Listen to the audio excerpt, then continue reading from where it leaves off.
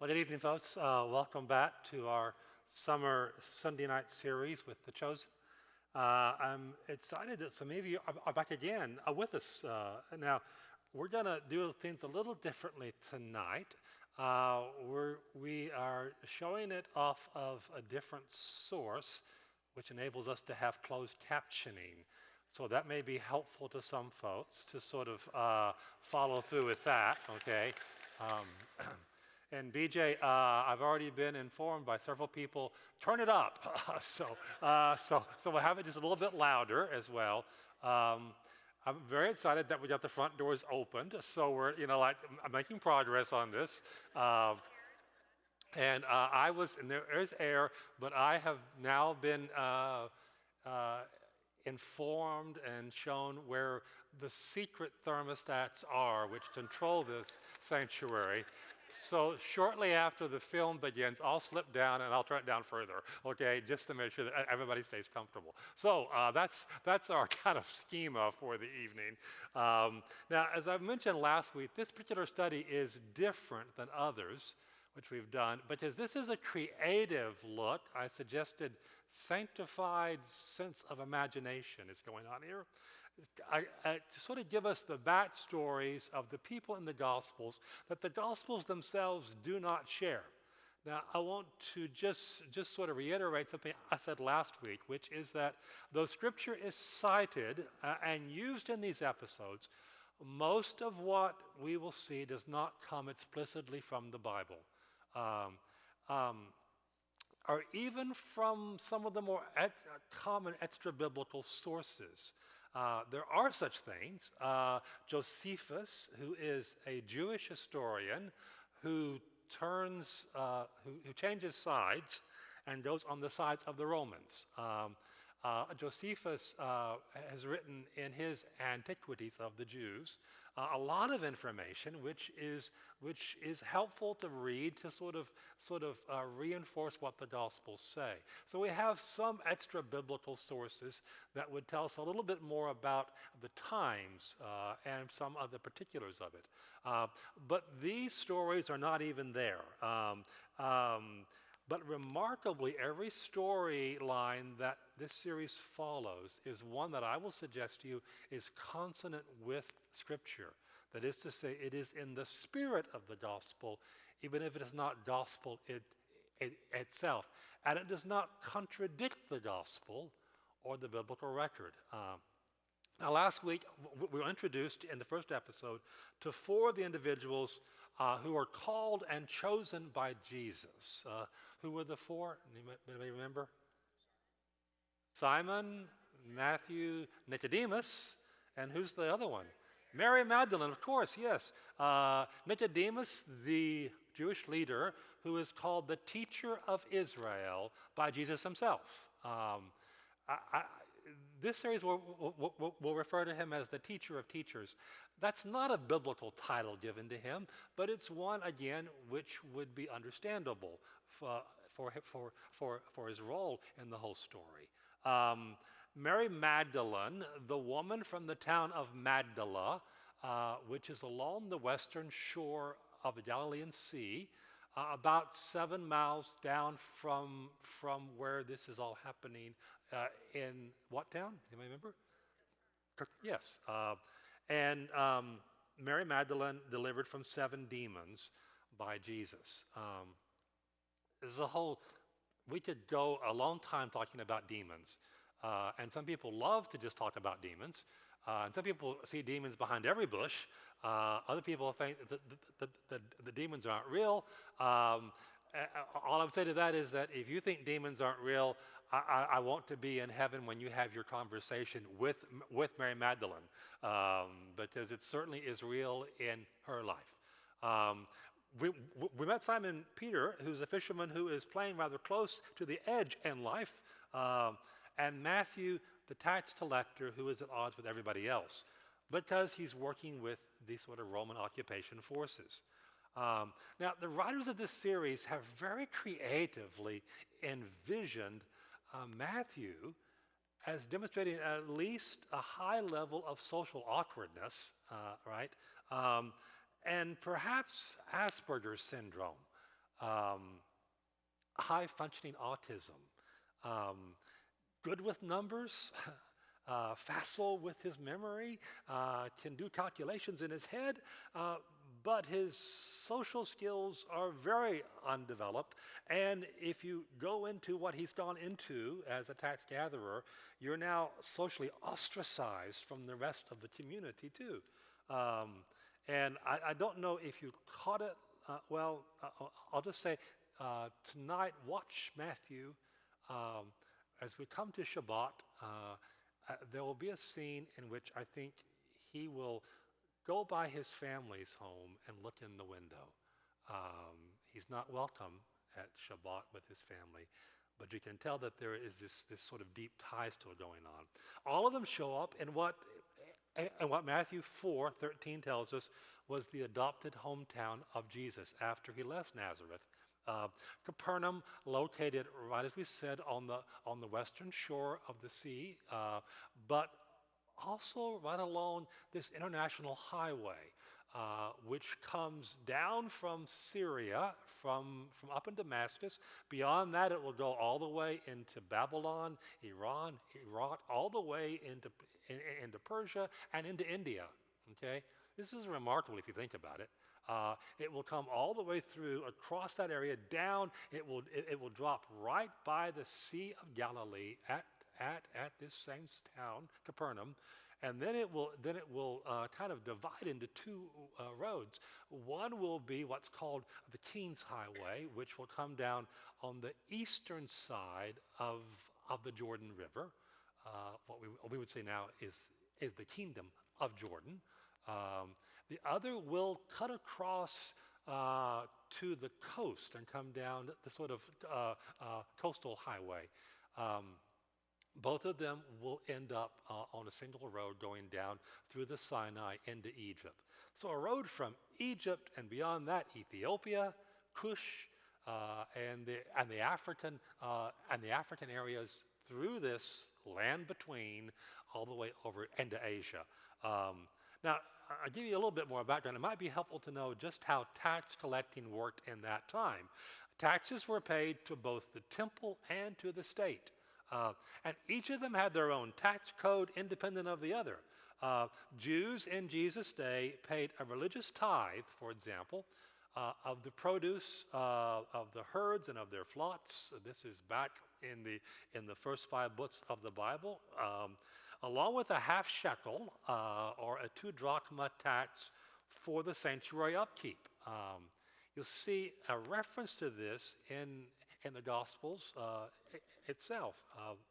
The Romans demanded taxes that included a poll tax on all males who were between the ages of 14 to 65, real estate tax, custom taxes demanded at road and harbor stations, a tax on produce that amounted to 10% on grain, 20% on fruit, wine, and oil, a 1% income tax, and sales and inheritance taxes. Put it all together, Jews in the first century carried a combined tax burden close to or exceeding 50% of their income. As meager as their income was. Now, this does not, however, include the surcharge, which the tax collectors themselves often manage to skim off the top. So how does somebody get to be a tax collector, or as they're also called, and this should tell you something, tax farmers? They bid on the job. And the highest bidder gets that contract from the Romans. And then they hire a second-tier staff of regular tax folks to do the actual work. So it is no wonder why the public in general despise Jewish tax collectors like Matthew. They're perceived as not just collaborators with the Roman occupation forces, but they're perceived as essentially dishonest as well. And there's a simple reason for that, because they are essentially dishonest. Okay. Luke 3 says, for instance, that when John the Baptist, Jesus' cousin, was meeting the crowds out at the Jordan River, that even tax collectors came to be baptized.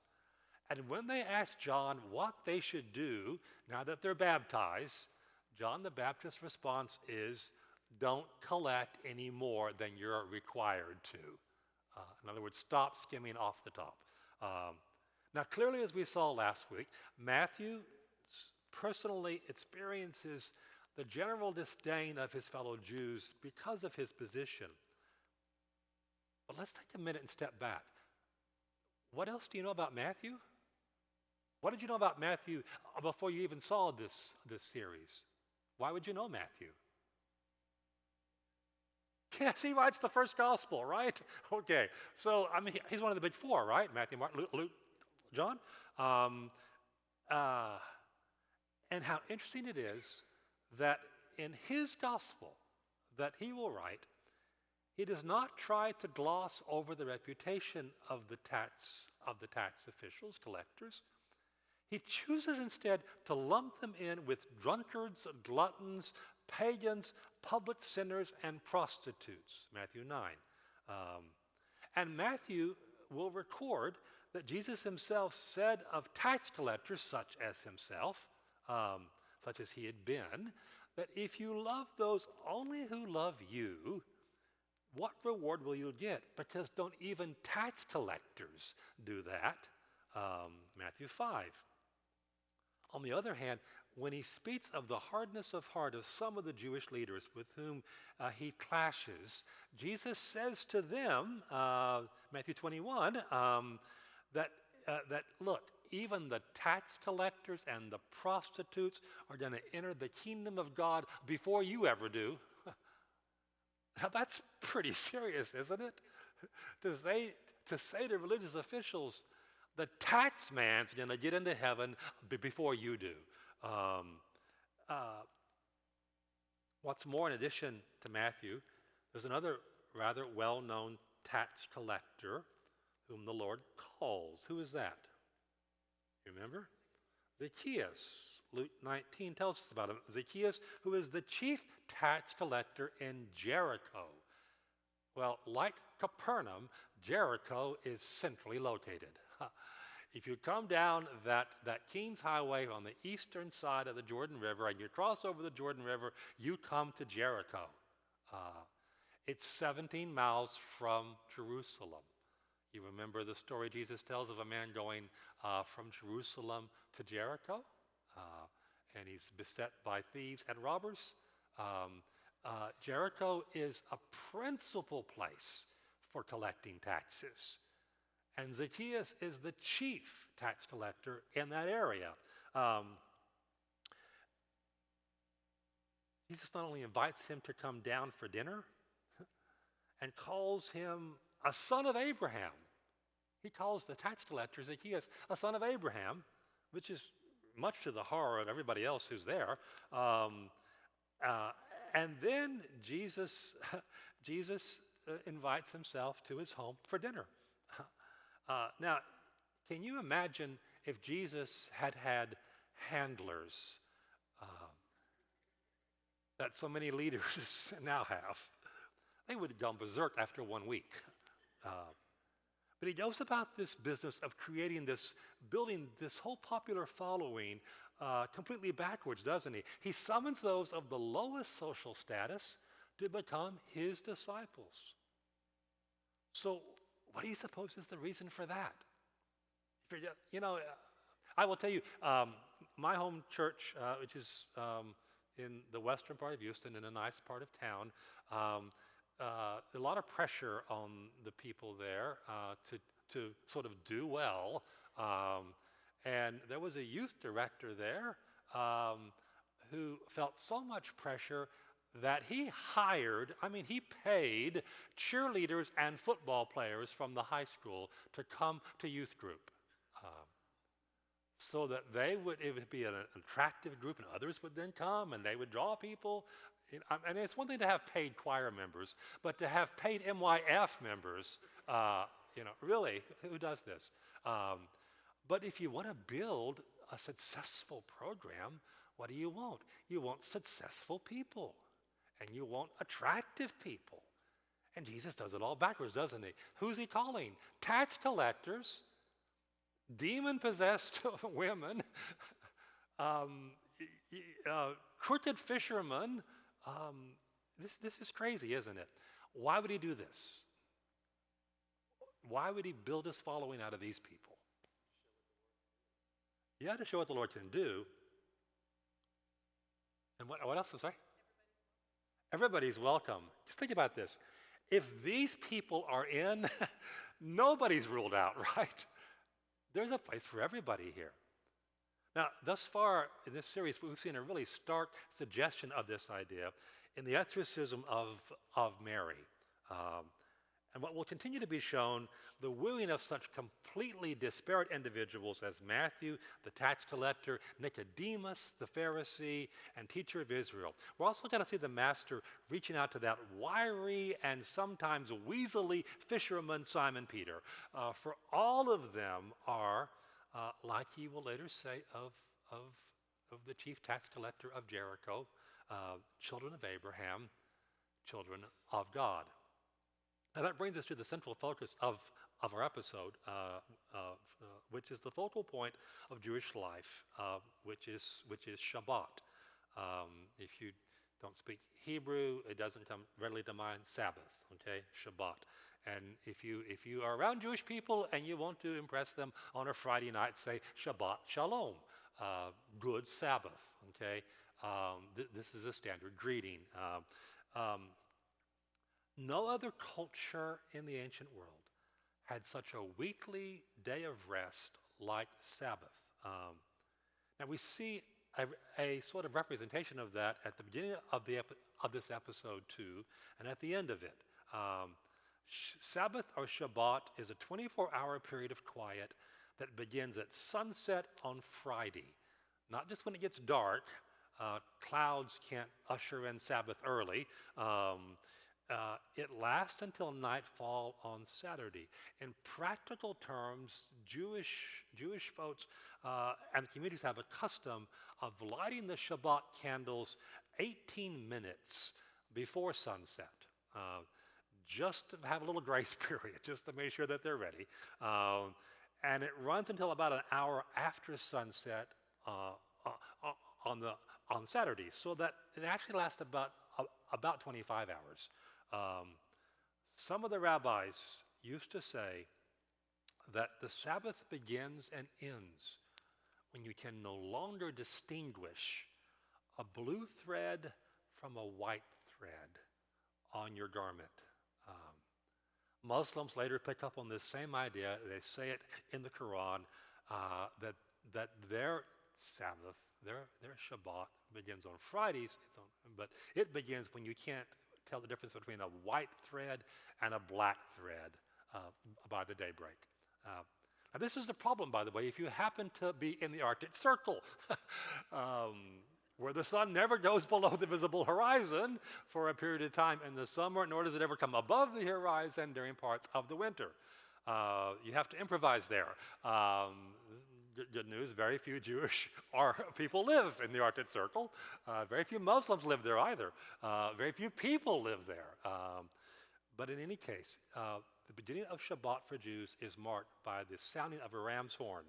And from that moment on, Jews are expected to discontinue the ordinary tasks that have filled their days. Gathering food, preparing food, plowing, gathering wood, conducting commerce, treading grapes, carrying a load, loading a donkey, any of those things. They're supposed to be resting, and why are they doing that? Because God rested on the seventh day of the creation. Exodus 20 says that. But the Sabbath day is not intended to be a day of inactivity. Rather, it's a day of directed actions.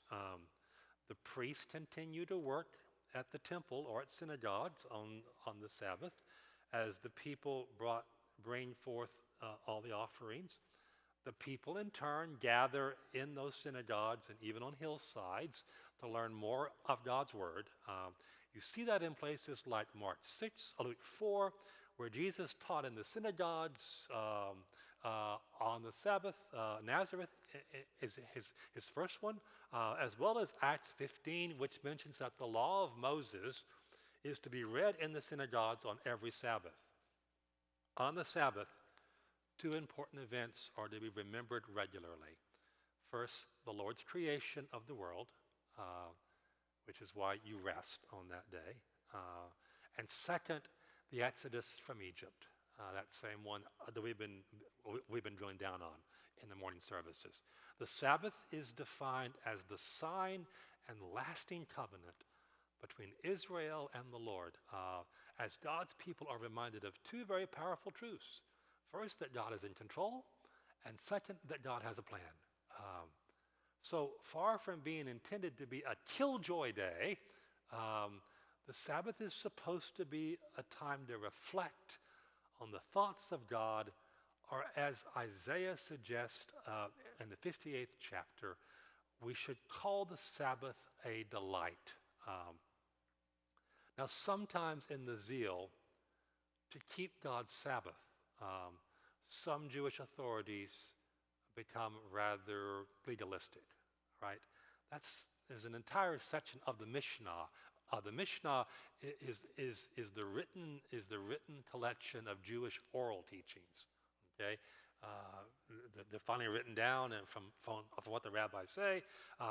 It defines the Sabbath by citing 39 categories of labor that are prohibited, including baking, sewing 2 stitches, one's okay, just can't sew 2, writing 2 letters, one's okay, just can't write 2 letters, okay?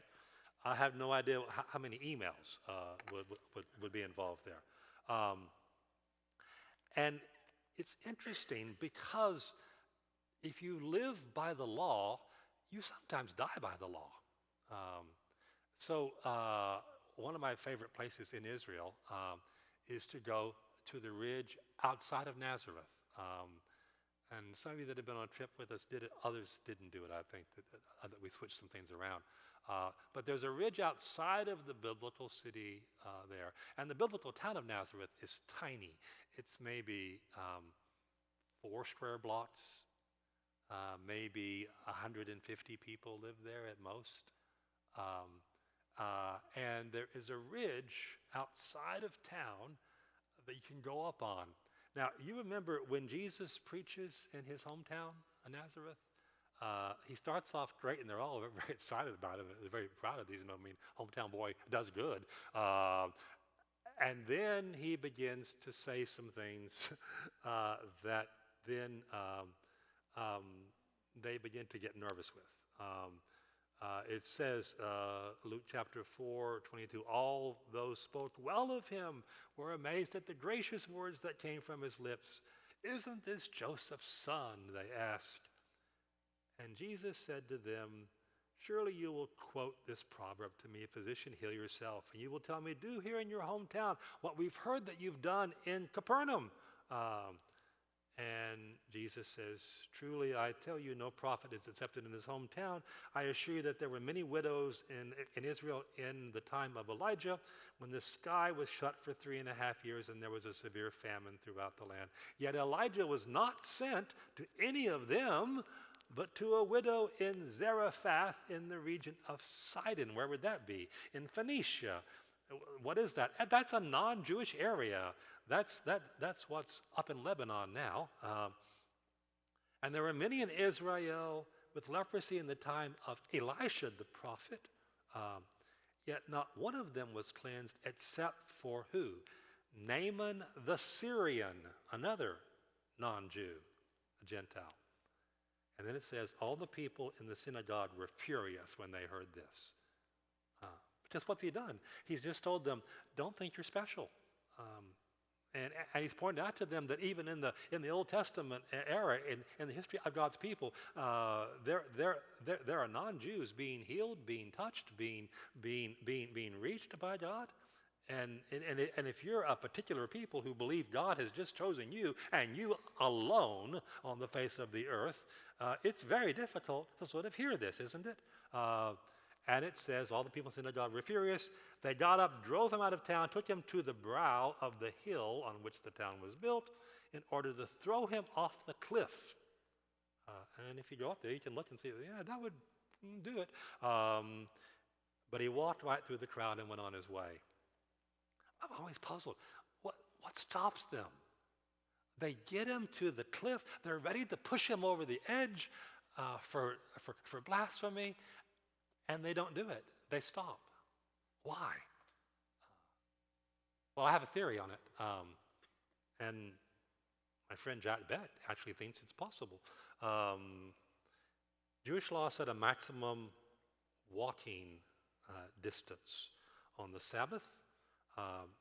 You could go about 0.59 miles before you broke Sabbath law.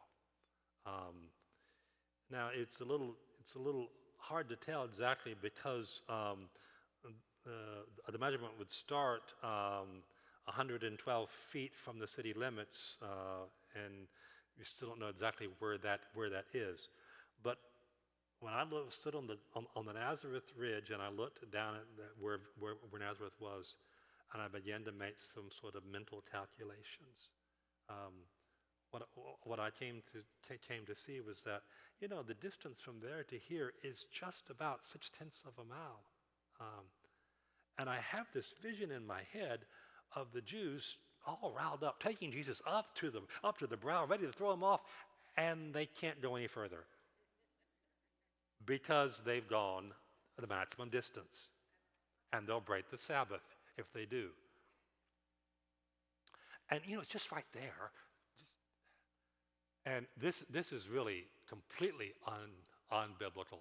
I have this notion of Jesus going, na na na na na na. I'm right here. You're right there. Come push me off the edge. And they can't do it because it's too far, because they'll break the Sabbath. If you live by the Sabbath, you will sometimes die by the Sabbath. Fairly obvious. We'll see this later in the series. Many of the religious leaders of the day have problems with Jesus, who seems to run afoul of the Sabbath rules on a regular basis. Jesus' disciples are actually criticized for picking grain off the ripe stalks in the fields on the Sabbath. Matthew 12, a disabled man whom Jesus heals is criticized for carrying his mat on the Sabbath. John 8, Jesus himself gets into trouble for healing others as well on the Sabbath. Matthew 12, Mark 3, Luke 13, John 9. What is his response? Mark chapter 2:27, Jesus will say, the Sabbath was made for man, not man for the Sabbath. So what do we do with Shabbat and Jesus thus? Let's go back to the first meaning of that day. What is it for? What's the biblical basis for it? You go back to Exodus 20, the 10 Commandments. And what is the purpose of it? It is for rest, because God rested on the Sabbath day of creation. What does Jesus invite people to come to him for? Anybody remember? Matthew 11:28, come to me, all you who are weary and burdened, and I will give you a boatload of activity that you have to do. Well, what does he say? I'll give you rest. That picture of Shabbat, this rest that we enter into with Jesus, is beautifully illustrated, I think, in this episode.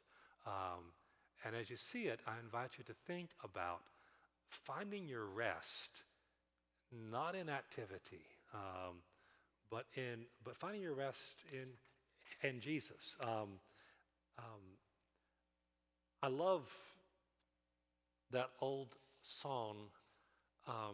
It makes me laugh every time I hear it, because it's easy like Sunday morning. And I go, you are not a pastor, are you? Sunday mornings are not easy, okay? But something about Shabbat should put us into that spirit of rest. So let's watch episode 2, and then we're going to come back and talk for a few minutes about it. This episode's not as long as the first one. It's about 40 minutes. So we'll watch and see it, okay?